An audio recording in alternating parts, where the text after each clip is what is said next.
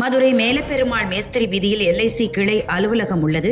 இதன் 2வது தளத்தில் கடந்த டிசம்பர் 17ஆம் தேதி தீ விபத்து ஏற்பட்டது.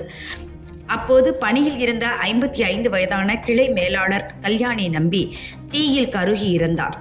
தீ விபத்து நடந்தபோது அங்கிருந்த உதவி நிர்வாக அதிகாரி ராம் என்பவருக்கு காலில் தீக்காயம் ஏற்பட்டு தனியார் மருத்துவமனையில் அட்மிட் செய்யப்பட்டார்.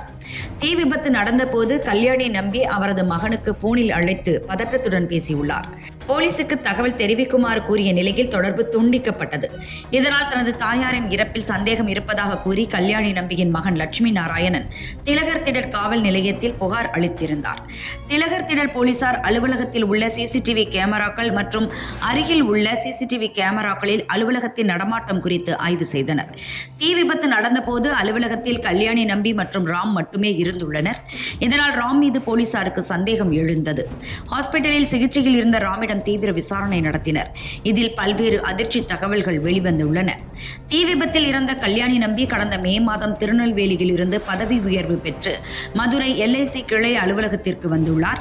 கடந்த 1.5 ஆண்டுகளாக அதே அலுவலகத்தில் உதவி நிர்வாக அதிகாரியாக ராம் பணியாற்றி வந்துள்ளார்.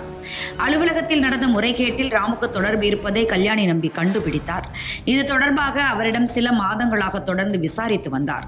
இந்நிலையில் சம்பவத்தன்று ராம் அலுவலகத்திலிருந்து சில ஆவணங்களை பெட்ரோல் ஊற்றி எரித்துக் கொண்டிருந்தார். அப்போது பணியில் இருந்த கல்யாணி நம்பி அதனை பார்த்து அதிர்ச்சி அடைந்தார். அவரது மகனுக்கு மொபைலில் அழைத்து போலீசுக்கு தகவல் தெரிவிக்குமாறு கூறியுள்ளார். இதனால் ஆத்திரமடைந்த ராம் பெட்ரோலை கல்யாணி நம்பியின் மீது ஊற்றிவிட்டு கதவை பூட்டிவிட்டு வந்துள்ளார். வெளியே செல்ல முடியாத கல்யாணி நம்பி அலுவலகத்துக்குள்ளேயே உடல் கருகி இறந்தார். சம்பவத்தின் போது ராமின் காலிலும் தீக்காயம் ஏற்பட்டுள்ளது. அலுவலகத்துக்கு வெளியே வந்து விழுந்து கிடந்த ராமை அருகில் இருந்தவர்கள் மீட்டு ஹாஸ்பிட்டலில் சேர்த்துள்ளனர். இதையடுத்து கல்யாணி நம்பியை உயிரோடு தீ வைத்து எரித்ததாக வழக்கு பதிந்து போலீசார் அவரை கைது செய்தனர். தீ விபத்தில் இறந்ததாக கருதப்பட்ட பெண் மேலாளர் திட்டமிட்டு கொலை செய்யப்பட்ட சம்பவம் பரபரப்பை ஏற்படுத்தியுள்ளது.